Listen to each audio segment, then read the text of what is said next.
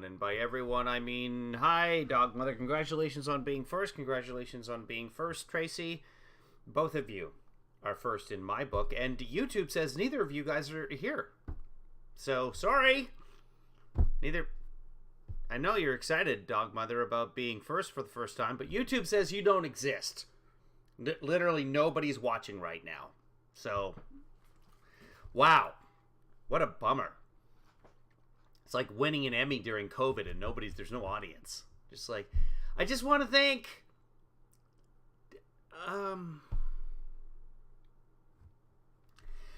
that's what I feel like sometimes. So I was gonna show you guys the Fox and Friends from this morning, and I can't because YouTube TV is not showing it to me. I started watching it, and I was like, this seems like old news, and it was yesterday. So, a big day today. January 6th committee is talking at 1 o'clock Eastern time, which is 10 a.m. our time, which, Pacific time, that's my time specifically. I'm playing netsing, or tennis for you Americans, with my daughter at 11 a.m. So, I don't know, maybe I'll start broadcasting the hearing and then come back and do it late. Like, why do they always schedule the hearings during the one time of day that I have something going on? How do they know? That's big government. That's what that is. And that's a problem. How's everybody? Let me know if you're watching and you want to comment on something or you just want to talk about something in general. We have no agenda today because really the broadcast right now is just I'm here. And I should be doing other things. I got to do my taxes. I got to do my daughter's taxes. I know, I filed an extension. What I forgot, though, is that you're probably supposed to file an extension with the state of California as well. Because they just sent her a letter saying, hey, we don't have your tax forms. We got all this money, and they owe her money. It's fine. There's not going to be a penalty or anything like that. Nobody owes anybody any money. Good morning, Gallon of Stew. Good morning, Chris. Hello from Ferndale. Tracy. Hello from Burbank. Coming right back at you. Boy, this is an exciting morning. Everybody's getting their Burbank on. I'm actually not in Burbank, but everybody knows where Burbank is. And when I say I'm from Glendale, everybody thinks Arizona. Can we stop it with the naming places for other places that already... You don't call something Paris, California or Paris, Texas. It's a terrible idea. I'm looking at you, Washington State. An entire state named after not just a city, but a district. Our capital, Washington, D.C., was already there, and Washington State was like, yeah, let's name it the same thing. That's never going to confuse anybody. Because no one travels in cars, because they're not invented yet. It's dumb. Washington State.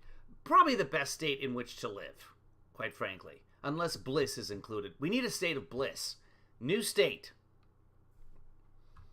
And then it's somewhere in the South where they voted like 80% Trump. Just make that the state of ignorance. Let's see. What should we watch today? I don't even know. Oh, you know what? Let's go check out the C-SPAN. Just to be fun and just for gigs and shittles.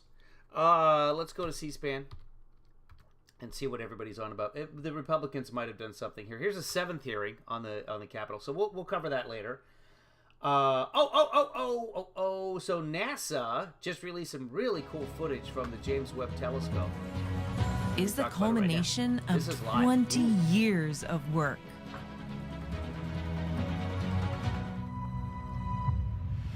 Humanity has unlimited questions about our universe. Yeah. Engineering a way to investigate them requires enormous creativity. Yes, it does. Webb has been a trade-off between engineering performance, what the astronomers want. Just show me the new pictures. Risk. In fact, when we started 20 years ago, we were actually looking at an 8-meter telescope.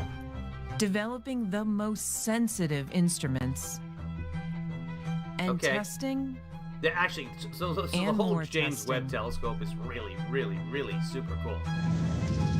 I especially like how it expands. Then it gets hit by meteors, and so far... And so you don't want to build one that's just incrementally better than what you've got. I know, but I just want to see the new pictures. Because if that's the case, you would just observe longer on the telescope. All right, well, we're tuning out now. You've lost me. I just want to see the pictures. Oh, okay. Here's another thing about this is from today. Oh, here we go. Oh, look at this. Good morning. Good morning, everyone. I know, it's 43 minutes until the first images. You bastards! Those images already existed. In fact, they happened millions of light years ago. We're just seeing them now, and you're making me wait another 42 minutes and 58 seconds? No, NASA. You bastards. There's a NASA pun in there somewhere. I don't care. But yeah. We are less than an hour away from the moment we have been working towards for 2 decades. So just show, because you have the images. Just show them. I don't want to look at your stupid golden beehive up there. Makes me want to spray it with wasp spray and knock it down after 24 hours. Do it at dusk when the hornets are the least active. For the past 6 months, the Webb team worked tirelessly to get the telescope ready. No, that's a stupid expression, by the way. Nobody works tirelessly. If you're working tirelessly, you're not working hard enough. You should be ass tired when you get home. I'm not sure what that means, but it sounds sexy. Let me ask my boyfriend, Mark. Yeah, he likes the expression. Do you want to come in here and say hi to everybody, Mark? No, he says he's ass tired. Oh, here we go. To everyone in this room. Uh-oh, dog mother had a dog poop on the kitchen floor. Same thing last night with Mark. He's angry at me. Go. Staff, supporters, scientists, and about engineers, okay, and all the other professions that contributed to us being here. This is kind of interesting. I'm actually kind of interested in this. I'm like, who is this lady, and why is she talking? Is she one of the scientists? Probably not. It's NASA officials, including Administrator Bill Nelson. So that's Bill Nelson. And Maryland lawmakers deliver remarks ahead of the release. Maryland lawmakers. Why? Anyway, she's reading from a teleprompter. So just show me what's on the teleprompter, and then we don't have to listen to this whole thing. All right. Anything? Lots of NASA stuff. So maybe we'll come back and check that out. We're not going to be still broadcasting at the time. We got a Senate session. We got a hearing on legal concerns in post-Roe America. Wow, that's it. Okay, so this is Roe v. Wade stuff. This abortion stuff going on. Let's see who's talking and what they're talking about. Historical inquiry, because it will not lead to the results that he likes. Thank you. Lieutenant Governor Stratton, I'm a little over my time, but I want to give you a chance to respond to efforts that are underway on the paternal mortality issue and protection of women. And I have to give you fair warning that your statement that Illinois is a unique Midwestern state on this subject. You know why your good boy pooped on the kitchen floor? Because he was ass tired. Just sometimes your ass just gets so tired of holding everything in. That's what happens when you're old. It's called incontinence. And what it is you're just ass tired from everything. Just have a disproportionate impact on Black women. When we often talk about the issue of maternal mortality, then we raise the issue of how it disproportionately impacts Black women. But the issue I don't like. I scoff. Scoffing's not the right there. It's an incredulous laughter. It's not that there's no word that describes the feeling, and I'm going to explain what I hear and how I react, and then you guys tell me if there's some sort of descriptive term that describes my reaction to when I hear this. Now, what this nice lady here is talking about, Lieutenant Governor Juliana Stratton, a Democrat of Illinois, what she's talking about there is that when you take away women's rights to abortion and to access to abortive services, when you do that, it disproportionately affects women of color, minority women, etc., which they are already underserved in terms of the medical opportunities, blah, blah, blah, blah, access to everything. That's a much, much bigger issue than just abortion. That's everything from heart conditions to a broken leg to just a neighborhood clinic. It's across the board. But those on the side of freedom, pro-choicers, if you will, or you do, I don't care if you do or you don't, quite frankly.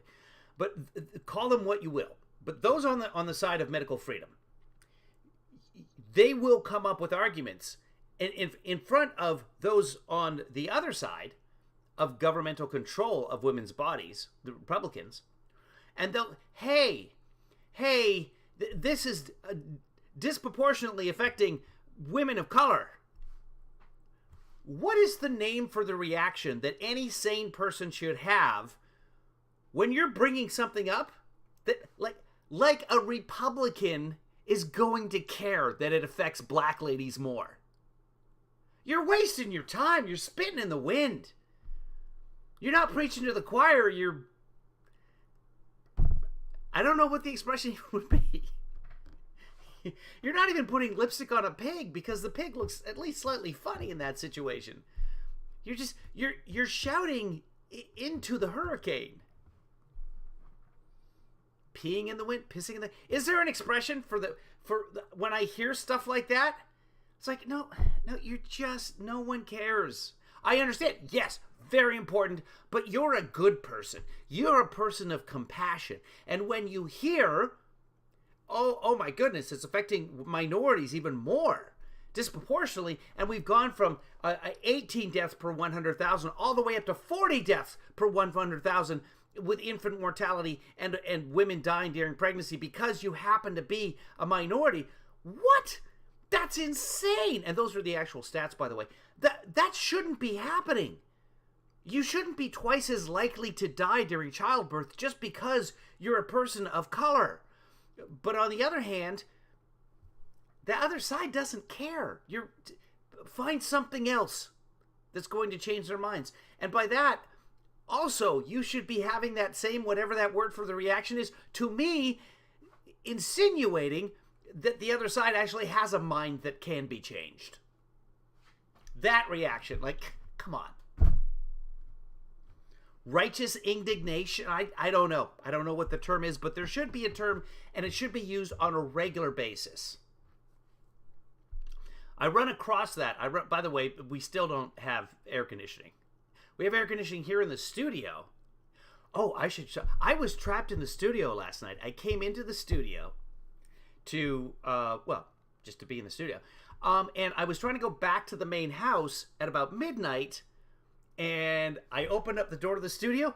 Little baby skunk, like about this big, with the tail is like that. The size of my forearm is the tail, but the skunk itself is about the size, it's a little bit the size of my fist, probably smaller than my fist.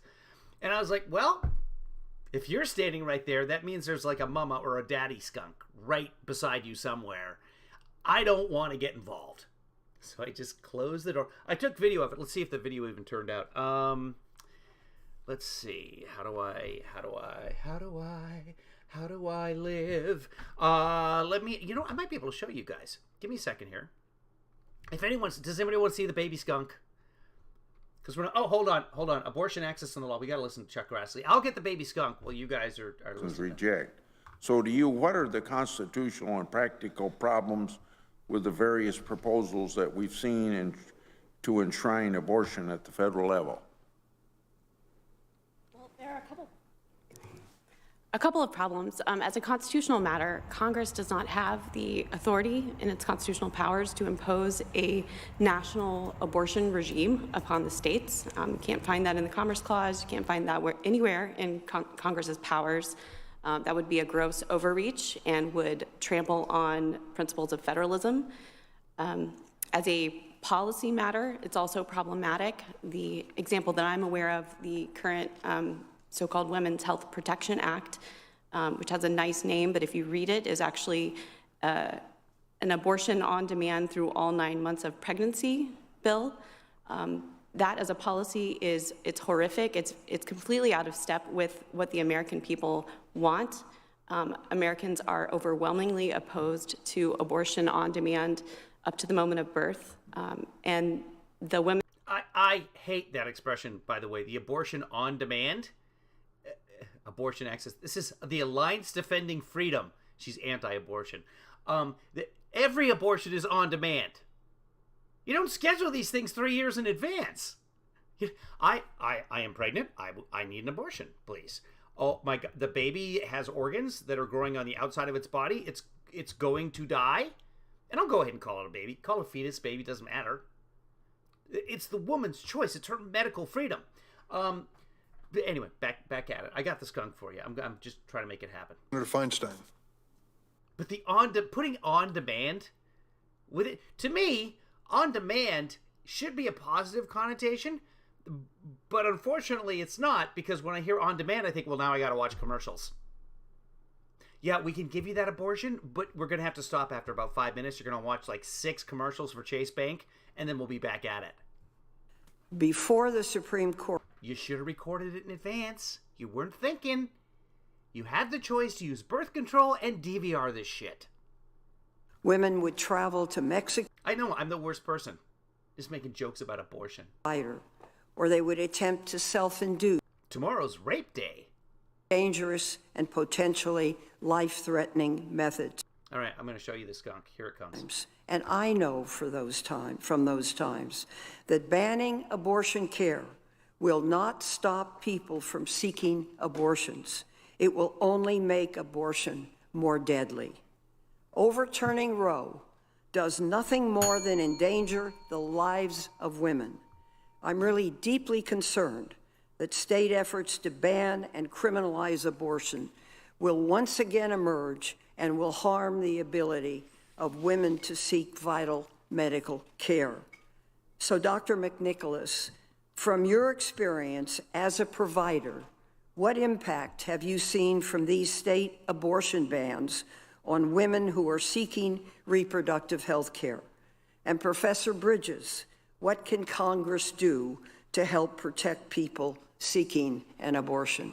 Medical freedom. Thank you so much for the question, Senator Feinstein. I will start by saying and acknowledging and agreeing that the legalization of abortion has never been the driver of its necessity. That was true before Roe, and that will be true now post-Dobbs. Pre-decision, there were states like Missouri who had made it so difficult that the... Did she say misery? ...pushed abortion out of access. I'm pretty sure she called it misery. The reality is the great state of misery. There are thousands, tens of thousands of people who are navigating which bill can go unpaid, how to find somebody to watch their kids, making sure their transportation can get them thousands of miles to the next clinic, all in search of basic health care. Senator Feinstein, I will start by saying and acknowledging and agreeing that the legalization of abortion has never been the driver of its necessity. That was true before Roe, and that will be true now post-Dobbs. Pre-decision, there were states like Missouri who had made it so difficult that the Roe decision was inadequate and pushed abortion out of access for many already. The reality... Yeah, she completely calls it misery, the state of misery. I love her. So do the judges. Paid. How to find somebody to watch their kids, making sure their transportation can get them thousands of miles. Feinstein.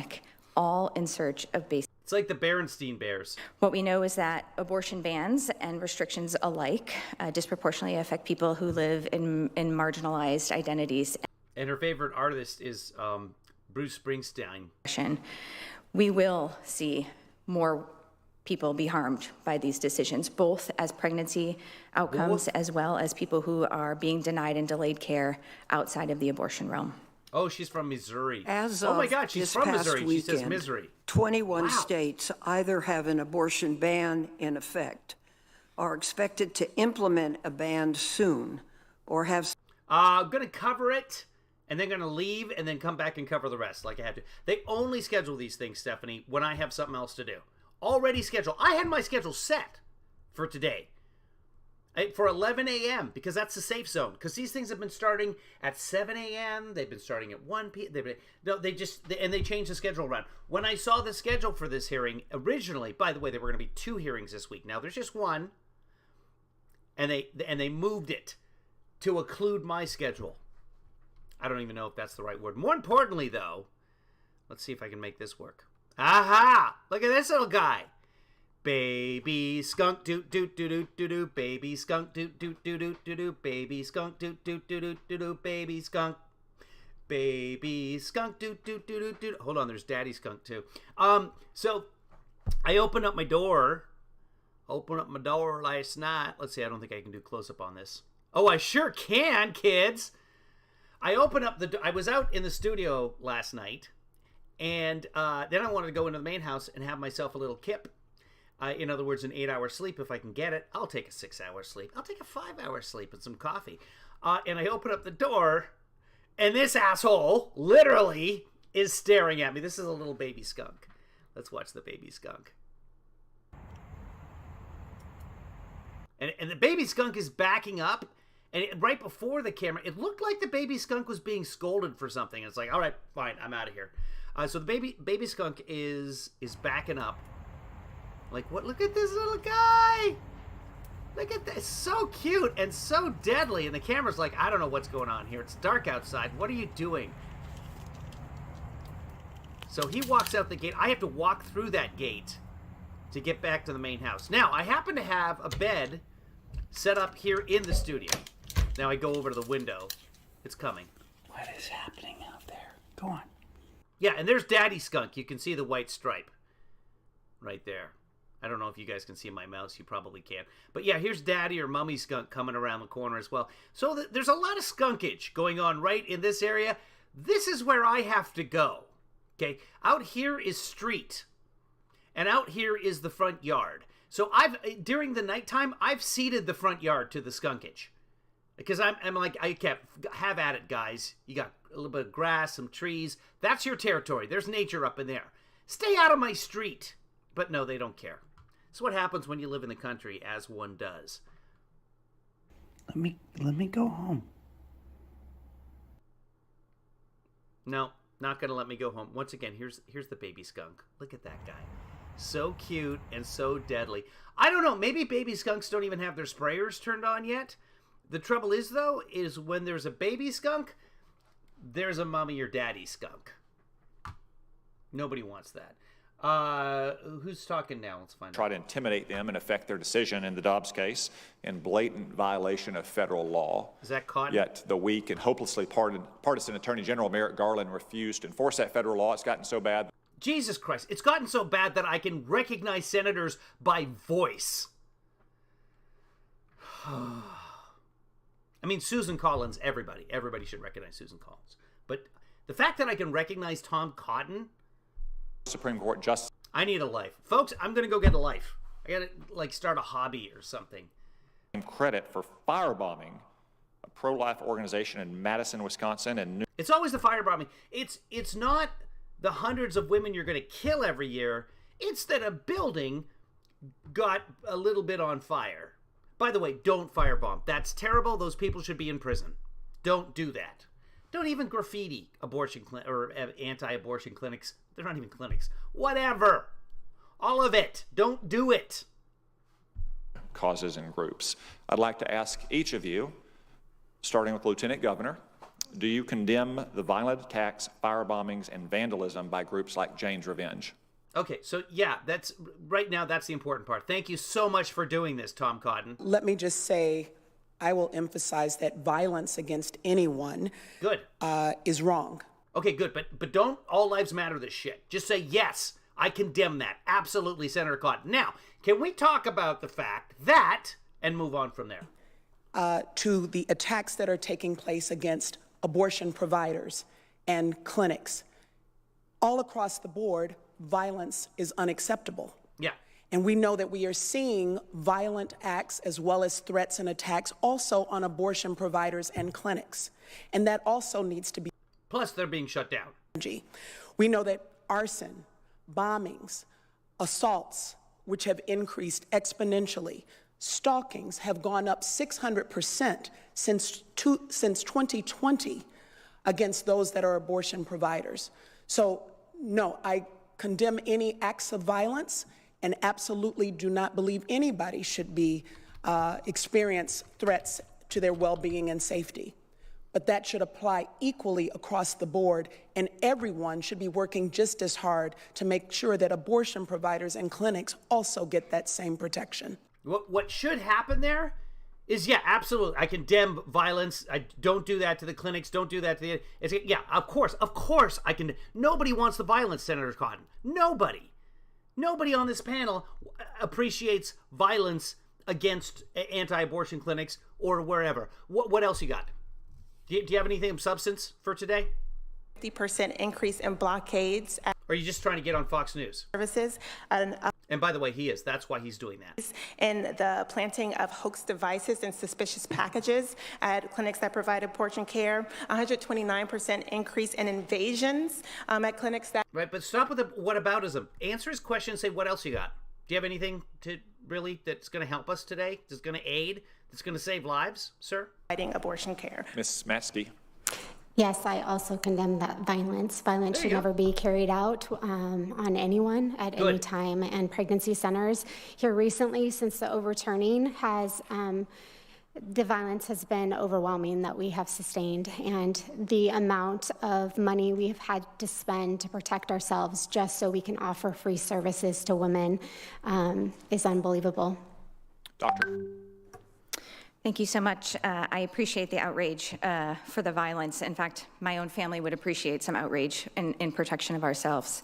Dr. Lynn Weller, murdered in 1977, would have appreciated some outrage. Dr. David Gunn, murdered in 1993. Dr. John Britton in 1994. James Barrett, a volunteer, murdered in 1994. Shannon Lowney, murdered at the age of 25 in 1994. Leanne Nichols, 38, murdered in 1994.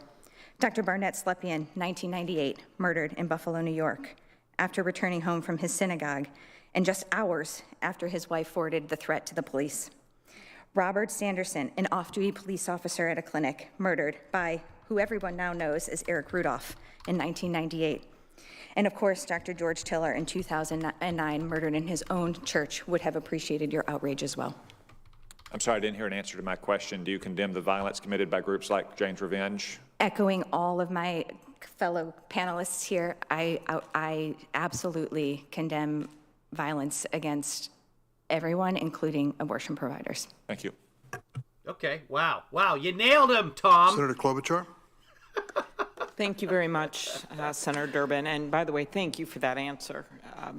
That was, going through the names, I think really reiterates to many people up here that we condemn violence, but there have been a lot of people who've lost their lives simply by trying to guarantee women what were once their guaranteed rights under the Constitution, and now is in our hands. For nearly 50 years. I don't understand why Tom Cotton didn't ask them to define a woman. Can you tell us what a uterus is? In charge of the most personal choices in their life, not politicians.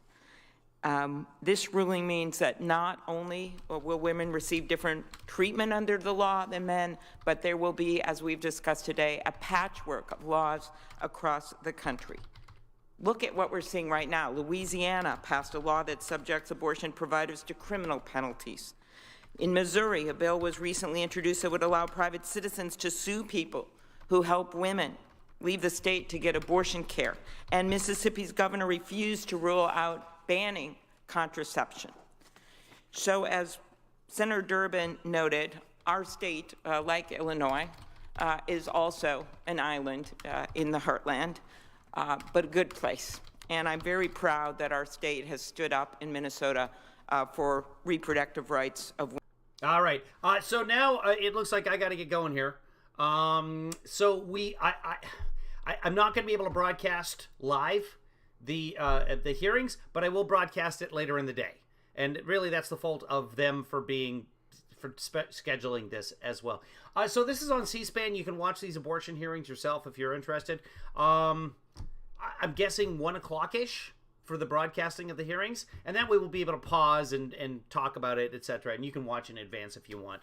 And I might get my viewership up to like 8 people. So great being on Twitch. So guys, have yourself a beautiful day until later today. And if do me a favor though, call your senator or congressperson and tell them not to schedule things when I have shit to do. Thank you. Be good to yourself, be good to others. Most importantly, be